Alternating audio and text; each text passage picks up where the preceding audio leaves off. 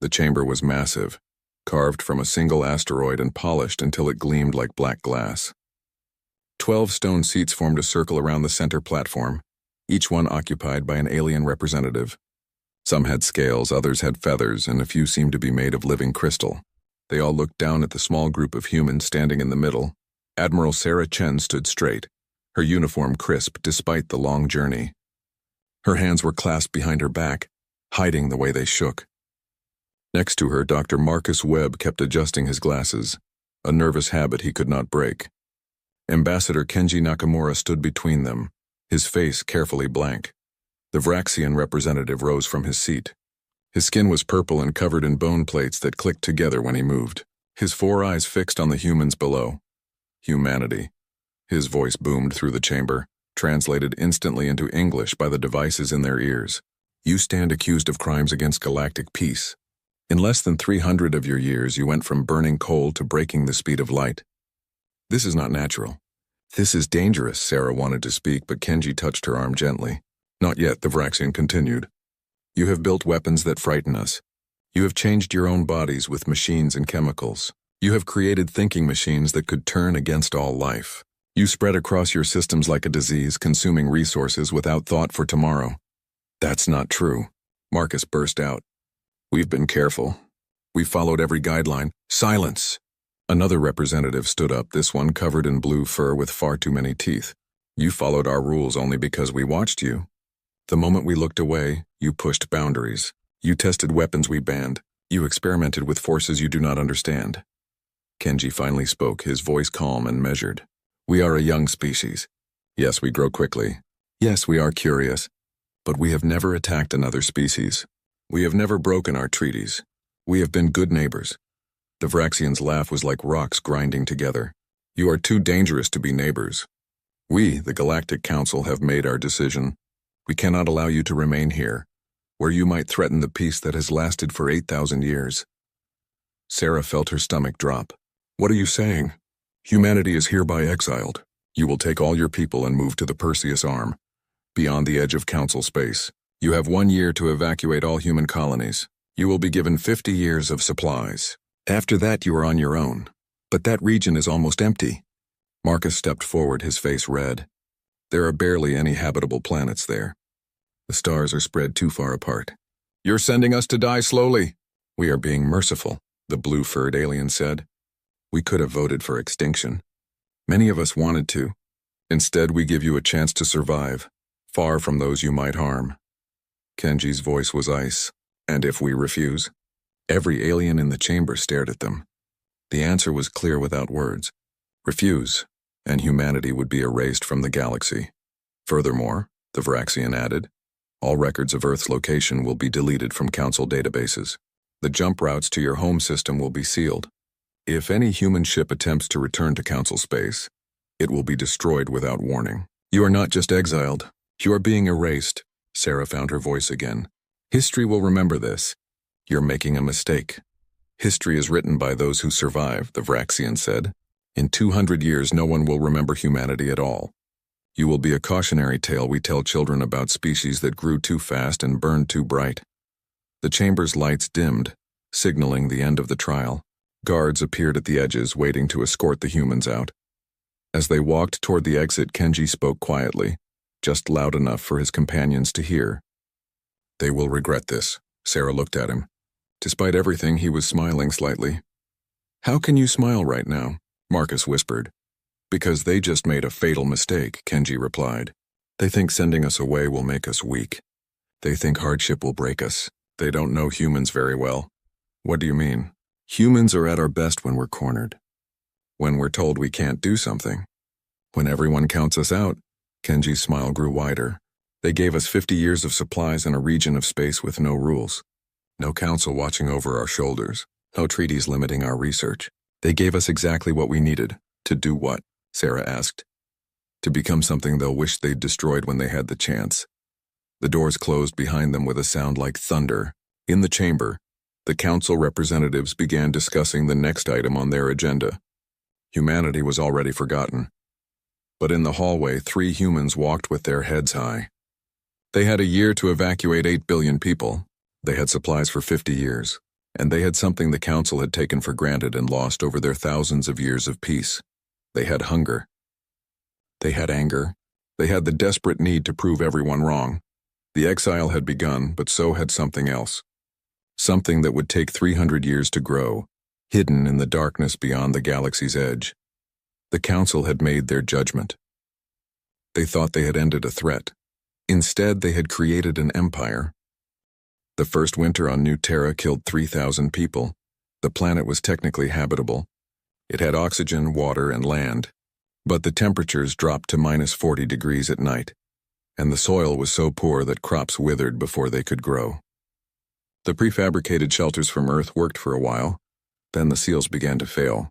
People froze in their sleep.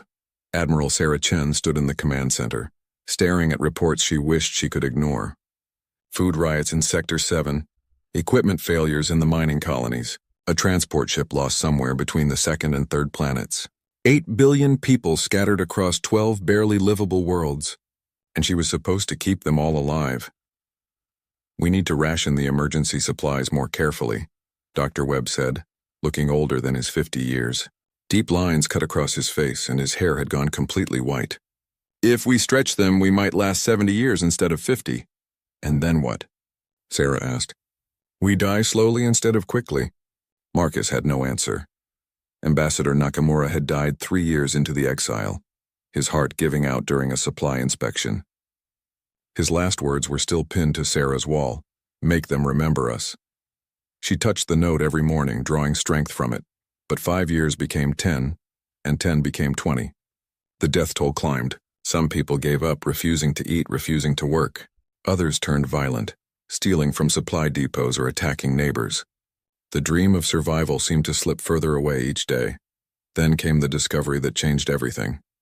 A mining crew on the 6th planet was drilling deeper than usual, chasing a sensor reading that made no sense. Their equipment kept showing power sources that should not exist. When they broke through into a cave system 3 kilometers down, they found it. Dark matter. But not like anything science had predicted.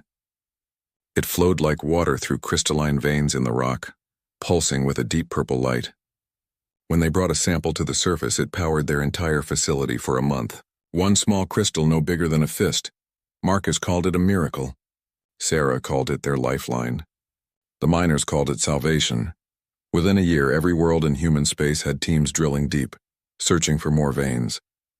They found them everywhere in the Perseus Arm, these rivers of impossible energy. The Council had called this region barren and worthless. They had never looked below the surface. Sarah allowed herself to feel hope for the first time in decades. The dark matter changed everything. Power was no longer an issue. Heat became abundant. With unlimited energy, they could grow food in underground farms lit by artificial suns. They could melt ice on frozen moons and create oceans. They could terraform worlds that should have been impossible to settle. But Marcus saw something else in the dark matter. He gathered his best scientists and locked themselves in a laboratory for 6 months. When they emerged, they looked exhausted but excited. "We can do more than just power our lights," Marcus announced at the council meeting. "This energy can fold space. It can extend human lifespans by slowing cellular decay. It can power weapons that would make the council's military look like children with sticks." Sarah leaned forward. "Show me." The first test ships powered by dark matter cores moved faster than anything humanity had ever built. They could cross a solar system in hours instead of days. Jump drives that used to need a day to recharge now took minutes. The Perseus Arm, once impossibly vast, suddenly felt smaller. "We need more people," Sarah said during a meeting with the colonial governors. 8 billion isn't enough to hold this much space." The solution came from an unexpected place. Dr. Elena Rodriguez, a geneticist who had been working quietly on the farming problem, presented her research. "We've extended lifespans to nearly 200 years. We've created artificial wombs that can gestate children faster and safer than natural birth. If we combine these technology, how fast can we grow?" Sarah asked. "In 30 years, we could have 50 billion people. In a century, 200 billion. The other governors looked shocked, but Sarah nodded. "Do it, we were sent here to die. Instead, we're going to multiply." The culture began to change. Children born in exile knew nothing of Earth except stories. To them, New Terra was home. The frozen wastes and underground cities were normal. They grew up harder than their parents, more adapted to survival. Schools taught engineering before literature. Every child learned to fix a life support system before they turned 10. Every teenager could pilot a ship, mine ore, or repair a shelter seal. There was no room for weakness, no time for anything that did not help survival. Remember Earth, reclaim tomorrow became the motto written on every wall, taught in every classroom, whispered in every prayer. The old world was not forgotten, but it was the future that mattered now. By the year 2350, 100 years after the exile, humanity had changed. They numbered 50 billion, spread across 200 star systems. Their ships moved faster than anything the Council could build. Their technology had advanced in ways that isolation and desperation had forced. Lisa Chen, Sarah's granddaughter, and now an admiral herself, stood on the bridge of humanity's largest ship. She had never seen Earth. She had never met an alien. All she knew was the empire her grandmother had built from nothing. "Admiral," her communications officer said, "we've detected another dark matter vein. This one larger than any we've found before. It's in the next spiral arm over." Lisa smiled. The Perseus arm was just the beginning. The galaxy was so much larger than the Council knew. And humans were no longer the frightened species begging for mercy. They were something new. Something harder. Something dangerous, and they were very, very hungry for more. The probe drifted through space, no bigger than a human fist. It looked like a piece of debris, just another rock tumbling through the void. That was the point. Inside its tiny shell, quantum processors mapped everything. Star positions, gravity wells, radio signals, ship movements. It recorded the location of every Council patrol route, every military station, every populated world. Then it split, creating two copies of itself from gathered matter. Those copies split again, and again. Within 10 years, 1 million probes had spread throughout the galaxy, invisible and patient. They sent their data back to human space through quantum entanglement, a communication method the Council had theorized but never achieved. The signals could not be intercepted because they did not travel.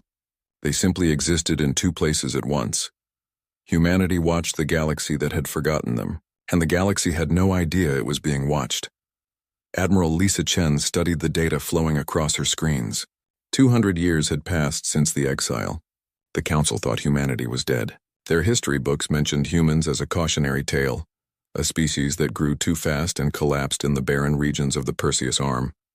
"Let them think that," Lisa said to her command staff. "Let them feel safe." Commander James Park, her tactical officer, brought up a map. "We've confirmed 17 subspace corridors leading from the Perseus arm to other regions. 3 of them open into Council space. The others lead to unexplored areas. Show me the unexplored areas."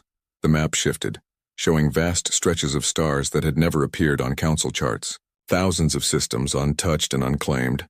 "There's something else," James added. He looked uncomfortable. "One of our probes found ruins. Ancient structures on a dead world in the Carina sector. The architecture doesn't match any Council species." Lisa leaned closer. "How old?" "At least 50,000 years. Maybe more, and they're not natural." The first expedition reached the ruins 6 months later. Dr. Yuki Tanaka, head of the Void Engineers, led the research team. What they found made her hands shake as she wrote her report. The structures were massive, built by machines for machines. Artificial intelligence that had existed long before any organic species reached the stars. The Remnant, as humans began calling them, had built an empire that spanned galaxies. Then something had destroyed them, leaving only empty cities and dormant technology. But some of that technology still worked. Yuki stood in front of a wall covered in symbols that shifted and changed. After 3 months of study, she finally understood how to interface with it. When she touched the panel, information flooded into her mind. Weapons, shields, power sources, manufacturing systems, all of it more advanced than anything humanity had dreamed possible. "This is dangerous," one of her assistants said. "We don't know what destroyed them. What if we activate something we can't control?" Yuki thought about the Council, sitting comfortable in their space, convinced they were the masters of the galaxy. She thought about humanity, still punished for daring to grow and learn. "We study it carefully," she decided, "but we study it. They gave us one advantage when they exiled us. No one is watching. No one is limiting what we can research. Let's use that." The technology took decades to understand and centuries to properly implement. But humans had time. They had patience born from 100 years of hardship. They had the hunger of a species that refused to die. By 2550, the Terran sovereignty had changed in ways the Council could never imagine. Human ships could phase through solid matter using shield technology, reverse-engineered from the remnant. Their weapons fired concentrated dark matter that could tear apart molecules. Their reactors generated more power in a day than some Council worlds used in a year. Population had exploded. 500 billion humans now lived in 2,000 star systems. Entire planets had been terraformed from lifeless rocks into gardens. Dyson swarms surrounded 50 stars, drinking their energy and converting it to usable power. But the greatest achievement was the silence. Not a single human had entered Council space in 300 years. Not one radio signal had been broadcast where the Council could detect it. Every ship ran dark, every colony was hidden, every communication was quantum-locked. To the rest of the galaxy, humanity was a ghost story, a species that had tried to fly too close to the sun and burned away to nothing. Admiral Chen IV, great-great-grandson of Sarah Chen, stood on the bridge of the flagship Remembrance. He was 50 years old but looked 25, his aging slowed by treatments developed from dark matter research. He would live another 150 years, barring accidents, sir, his intelligence officer reported. The probes detected a new species entering Council space. They call themselves the Swarm. Initial analysis suggests they're hostile. Chen pulled up the data. The Swarm were unlike anything in Council records. They moved like locusts, consuming resources and leaving dead worlds behind. They reproduced fast and seemed to have no interest in communication. Are they a threat to us? Not immediately. They're focused on Council space. But if they keep spreading... The officer trailed off. Chen understood. Eventually, the Swarm would reach human space. Better to deal with them when they were someone else's problem. Continue monitoring. But take no action. We stay hidden. Yes, sir. Chen dismissed his staff and stood alone on the bridge looking out at the stars. Humanity had survived exile by becoming invisible. They had thrived by being forgotten. Now they commanded an empire larger than the Council itself, and no one knew they existed. The question that kept him awake at night was simple but heavy. How long could they stay hidden? How long should they? Somewhere in Council space, the Swarm was spreading. Somewhere out there, the species that had banished humanity were facing a threat they might not survive. The probes sent back images of destroyed worlds and desperate battles. Part of Chen wanted to watch them burn. His great-great-grandmother's journal spoke of the pain of exile, the deaths in those first terrible years. The Council had sentenced humanity to slow extinction. Why should humans care if they faced the same fate? But another part of him, the part that remembered Sarah Chen's final entry in her journal, whispered different words. We survived not to become them, but to prove we were better than they feared. Chen closed his eyes and made a decision. Not yet, they would watch. They would wait. They would learn. And when the time came when humanity finally revealed itself again, it would be on their terms. Not as exiles begging to return, not as victims seeking mercy, but as an empire that had conquered the darkness and emerged stronger than anyone thought possible. The galaxy would learn that banishing humanity was not an ending. It was a beginning. The Council chamber looked the same as it had 400 years ago. The same 12 stone seats arranged in a circle, though some of the faces had changed as representatives aged and were replaced. The Vraxian seat was now occupied by Kalos, great-grandson of the representative who had sentenced humanity to exile, but the confidence in the room had died. 73 worlds, Kalos said, his voice heavy with exhaustion. 73 Council worlds have fallen to the Swarm in just 5 years. That's more than we lost in the last 1,000 years of territorial disputes combined. The blue-furred Kellian representative, Ambassador Threx, slammed her clawed hand on the armrest. We have the largest military in the galaxy. How are we losing to these parasites? Because our military was designed to maintain peace, not fight a war, the crystalline Sovar representative said, his voice chiming like bells. We have not fought a real war in 800 years. Our ships are slow. Our weapons are outdated. Our soldiers have never seen real combat. The Swarm fights differently than we do, added the reptilian Drask representative. They don't negotiate. They don't retreat. They just consume and multiply. Every world they take gives them more resources to create more Swarm, Threx growled. Then we adapt. We build better ships. We create new weapons. With what? Kilos asked. Our manufacturing is centralized. Half our shipyards have been destroyed. The species that specialized in weapons research were among the first to fall. We limited military development for centuries because we wanted peace. Now we're paying the price. The room fell silent. The truth hung in the air like poison. The council had grown comfortable. They had believed their own propaganda about enlightenment and cooperation. They had forgotten that the galaxy could be dangerous. Meanwhile, on the outer edges of council space, a small refugee ship limped through the void. The vessel had once been a passenger liner, designed to carry tourists between peaceful worlds. Now it was packed with survivors, its hull patched with whatever materials the crew could find. Captain Vera, a young Kellian who had never expected to see war, stared at the navigation screens. We need to find somewhere safe, somewhere the swarm hasn't reached. Her navigator, an old Vraxian named Thomas, studied their options. Most of council space is either occupied or under siege. If we go deeper into the core worlds, we'll just be trapped when the swarm gets there. But if we go outward, there's nothing outward, Vera said. Just empty space and dead zones. Not quite nothing, Thomas said quietly. He pulled up a very old star chart, one from the historical archives. 400 years ago, humanity was exiled to the Perseus Arm. These coordinates were sealed and deleted from most databases. But I'm old enough to remember the stories. Vera looked at him like he was crazy. Humanity has been extinct for centuries. Everyone knows that, do we? Or did we just stop checking because it was convenient to forget them? She wanted to argue, but her ship had 50,000 people on board, many of them injured. Food was running low. The swarm was 3 jumps behind them. They needed somewhere to go, and everywhere in council space was becoming a death trap. Fine, she decided. We follow your old coordinates. But if there's nothing there, we'll have wasted fuel we can't replace. The jump took them 2 weeks, moving through space that no council ship had traveled in 4 centuries. The chart showed empty systems with poor resources, the kind of place where a species would struggle to survive. On the 4th day of the 2nd week, their sensors picked up something impossible. Captain, the sensor officer said, his voice shaking, I'm reading power signatures. Hundreds of them. And structures, stations, ships. Show me. The main screen lit up with an image that made no sense. A planet that should have been a frozen rock was covered in lights.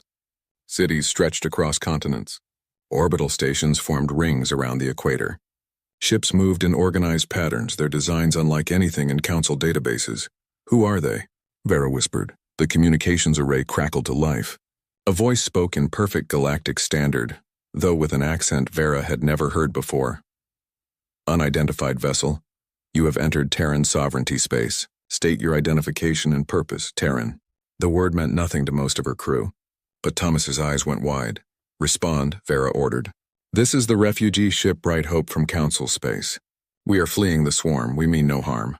We're just looking for somewhere safe. Silence for a long moment. Then the voice returned.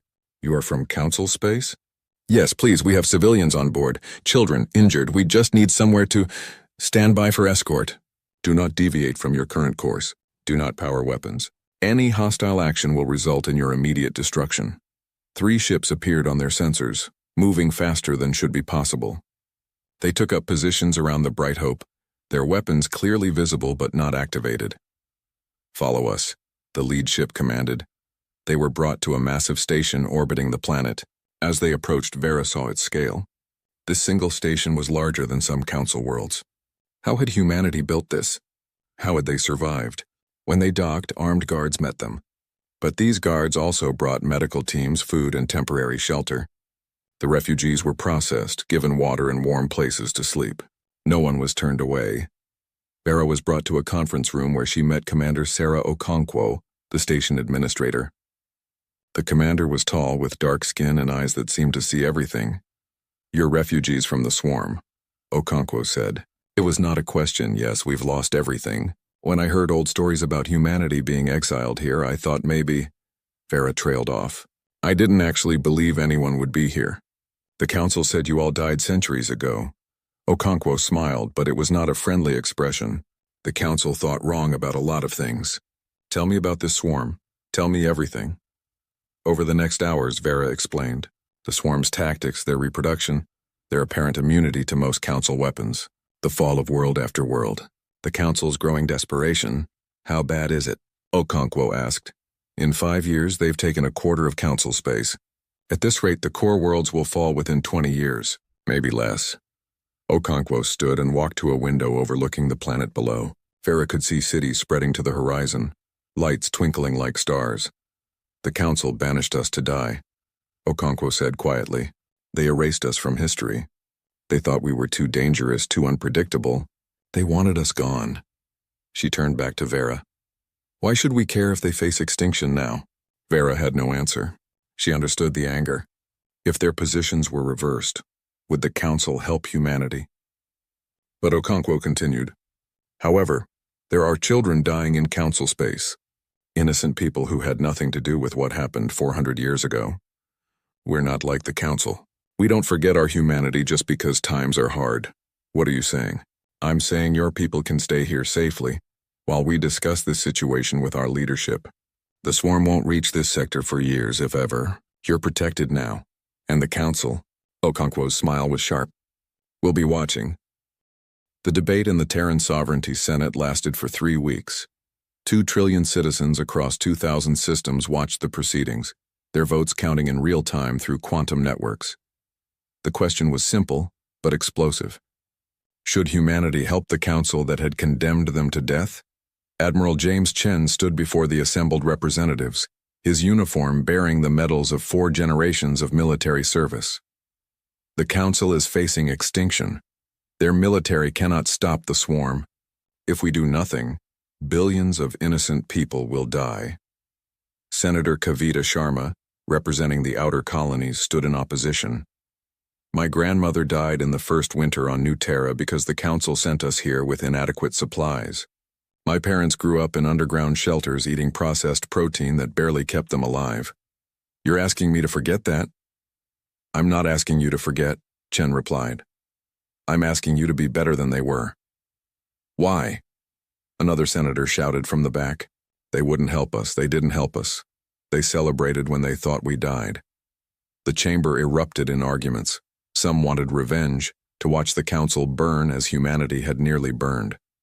Others spoke of morality, of not becoming the monsters the Council had feared.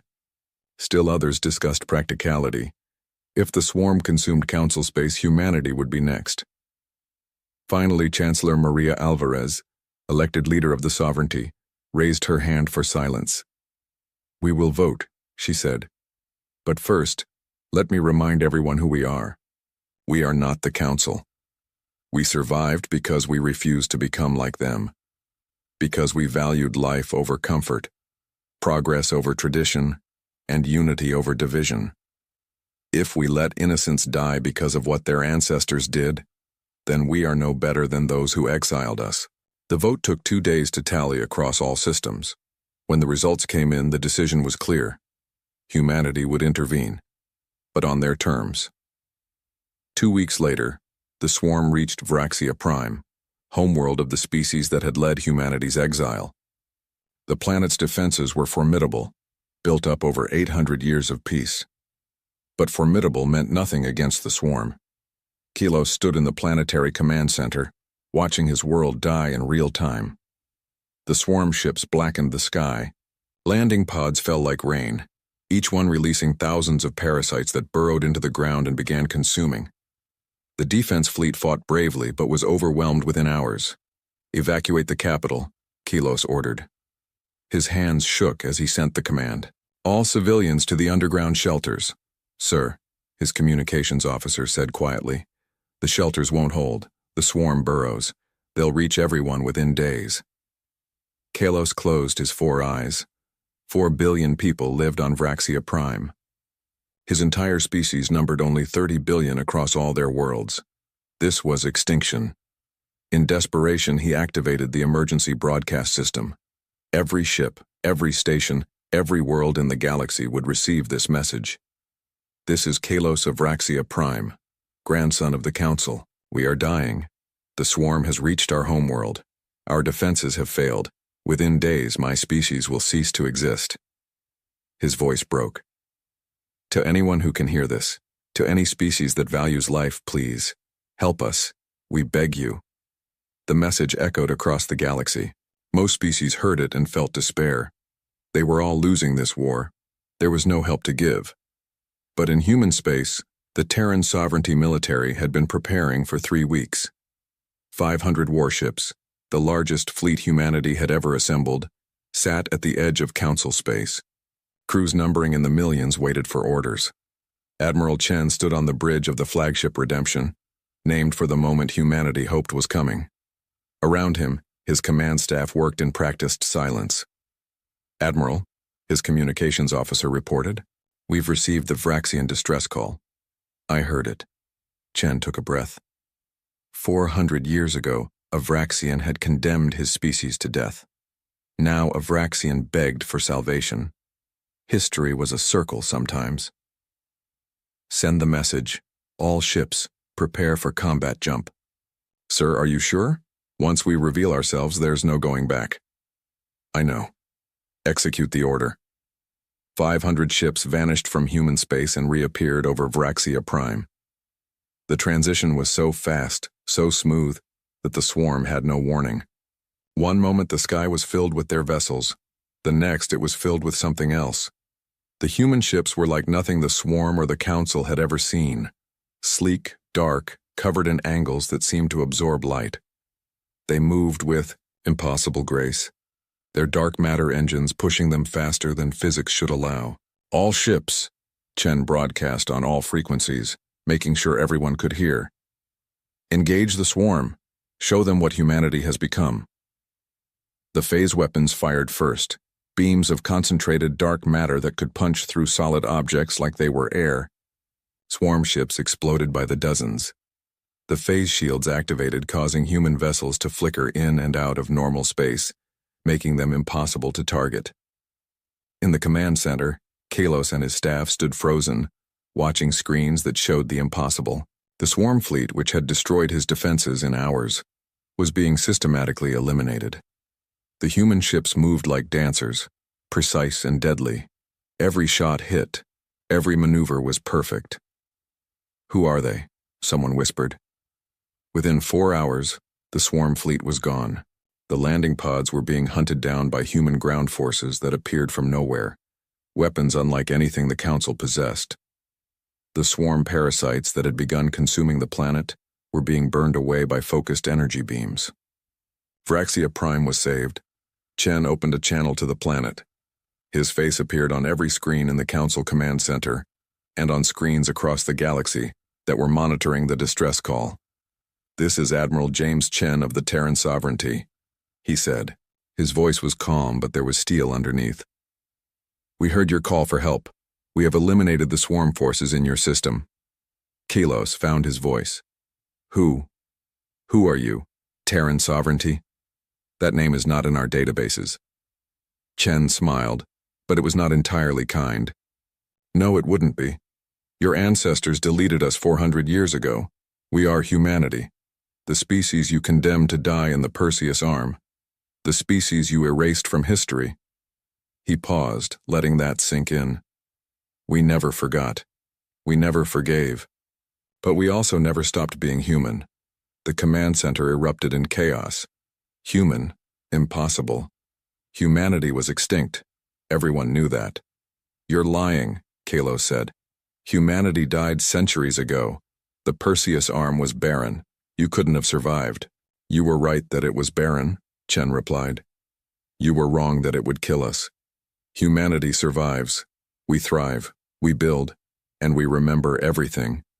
Another voice cut in, broadcasting across all council frequencies. Chancellor Alvarez appeared on the screens. "To all council species," she said. 400 years ago, you judged humanity as too dangerous to exist near you. You thought exile would destroy us. Instead, it freed us. No council oversight, no treaties limiting our research, no rules except those we made ourselves. You gave us exactly what we needed to become something greater than you imagined. We have been watching you for 2 centuries, she continued. We know every system, every world, every ship in council space. We could have returned at any time. We could have taken revenge. But we chose to wait. To grow. to become strong enough that when we returned, it would be as equals, not supplicants. The swarm threatens all life in this galaxy, Alvarez said. We will help you stop them. But understand this clearly. The old council, the one that condemned us, is finished. What comes next will be different. Humanity will have a voice, a seat, a vote. We are no longer the frightened species begging for acceptance. We are an empire, and we are offering you a choice. Stand with us or stand aside. Across the galaxy, 1,000 species heard the message.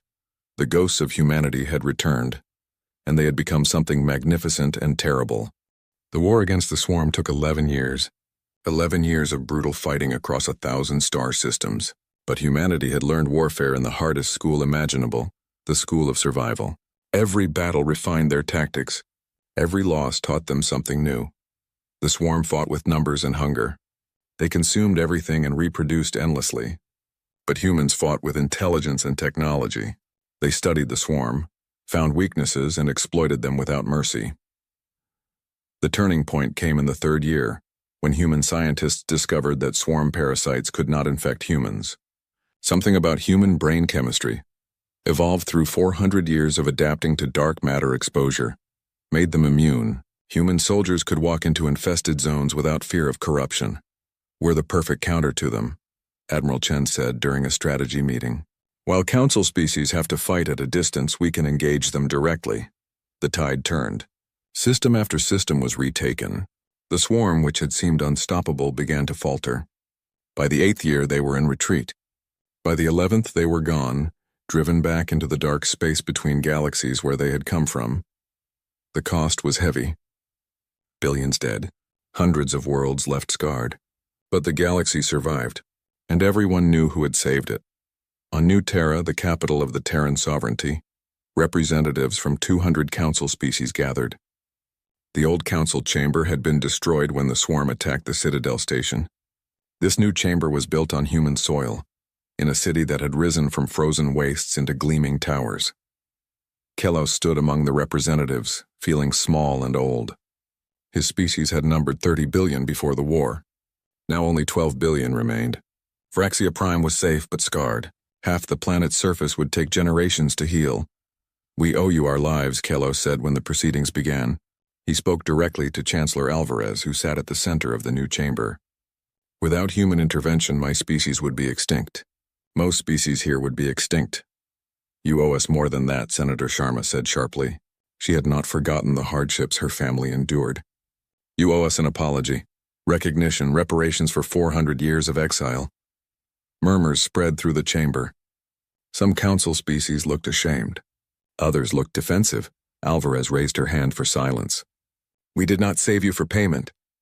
We saved you because it was right. Because letting innocents die to punish their ancestors is not who we are. She stood and her presence filled the room. But the senator is correct. What happened to humanity was wrong. It was born from fear and arrogance. The council thought they knew best. They thought limiting progress would bring peace. Instead, it made you weak. She gestured to the assembled representatives. The old council is dissolved as of today. It failed its people. It failed the galaxy. What comes next must be different. What do you propose? Asked the Sovar representative, his crystalline form chiming softly. A new compact, Alvarez said. The Galactic Compact. Not ruled by the oldest species or the largest populations, but led by merit, by innovation, by those who prove themselves capable. Humanity offers protection and technology sharing. In return, we ask for equal voice and the freedom to continue our research without artificial limitations. You could just take control, the Kellyan ambassador pointed out. Your military is stronger than all of ours combined. Who could stop you? We could, Alvarez agreed. But that is not who we choose to be. We offer partnership, not domination. Those who wish to join the compact are welcome. Those who wish to remain independent may do so. But understand that our protection extends only to those who stand with us. The vote took 3 days. In the end, 90% of council species joined the compact. The remaining 10% chose independence, and humanity respected that choice. Protection was offered if they changed their minds. The new government formed quickly. Representatives were chosen based on competence, not tradition. The old restrictions on technology research were lifted. Species that had been forbidden from certain advancements were suddenly free to explore. Human scientists shared knowledge freely, teaching others what they had learned in 4 centuries of unrestricted discovery. Not everyone was happy. Some species resented being protected by those they had once exiled. Some feared that humanity would eventually take over completely, but the majority saw hope for the first time in years. 3 years after the Compact's formation, a ceremony was held on Unity Station, a massive structure built jointly by humans and their new allies. The station orbited New Terra, visible from the surface as a bright star in the evening sky. Kelos attended the ceremony, old now even by his species' standards. His bone plates had gone gray and he moved slowly, but he had lived to see his species survive, and that was enough. The ceremony honored Admiral Sarah Chen, who had died 250 years earlier. Her journals had been published, showing the galaxy what those first terrible years had been like. Many who read them wept. Maya Nakamura Chen, great-great-great-granddaughter of Ambassador Kenji Nakamura, and descended from the Chen line through marriage, stood before the assembled crowd. She had been elected as the first chancellor of the Galactic Compact, a position that held real power but required accountability to all member species. 400 years ago, Maya said, her voice carrying across the station and broadcast to 1 trillion screens. The Council tried to end humanity. They thought exile was mercy. They thought we would fade away and be forgotten. She smiled. Instead, they created something they never intended. They forged us in fire and hardship. They removed all the chains that held us back. They gave us the one thing we needed most. What was that? Someone in the crowd called out. They gave us a reason to prove them wrong. Maya looked directly at Kelos, her eyes kind but firm. You tried to destroy us. Instead, you made us into your saviors. For that, we don't thank you, but we do forgive you. Kelos felt tears run down his face. Relief, shame, and gratitude mixed together. My ancestor, Ambassador Kenji Nakamura, said something in his final days. Maya continued. He said, make them remember us. We have. The galaxy will never forget humanity again, but we also remember his other words written in his private journals. He said, survive not to become them, but to show them what they could have been. That is our promise to the galaxy, Maya declared. We will be the protectors you needed. We will be the innovators who push boundaries. We will be the voice that asks difficult questions and refuses easy answers. We will be everything the old council feared we would be, but we will also be better than you feared, because we learned something in our exile. We learned that strength without compassion is tyranny, and we refused to become tyrants. The chamber erupted in applause. Not everyone clapped enthusiastically, but they all clapped. Later, Maya stood on an observation deck with Admiral Chen, who had become her chief military advisor and friend. They watched New Terra turning slowly below, its light spreading across continents that had once been frozen wastes. Do you think we can make this work? Chen asked. The Compact. This new order. I don't know, Maya admitted. We're still human. We'll make mistakes. Some species will always resent us. There will be challenges we can't foresee. But we survived exile. We survived the dark years. We survived the swarm. If we can survive all that, we can survive peace, she smiled. Besides, we have something the old council never had. What's that? We remember what it's like to be weak, to be afraid, to be judged unfairly. That memory will keep us honest, keep us from becoming what they were. Far below, in the cities of New Terra, human children and alien children played together in parks that had been carved from impossible terrain. They learned each other's languages, shared each other's foods, and dreamed each other's dreams. In orbit, Terran warships maintained their eternal watch. Not as conquerors, but as guardians. The galaxy was safer than it had been in centuries, protected by the species that had been cast aside and forgotten, and in deep space, beyond the edge of explored territory, quantum probes detected something new, signals from other galaxies, evidence of human colonies that had escaped exile in the opposite direction 400 years ago, now returning home. Humanity's future was vast and unknowable. But one thing was certain. They would never be underestimated again. The species that had been banished and forgotten had built an empire that now ruled the galaxy. Not through conquest. Not through fear. But through something the old council had never truly understood. through the simple, stubborn, beautiful refusal to give up.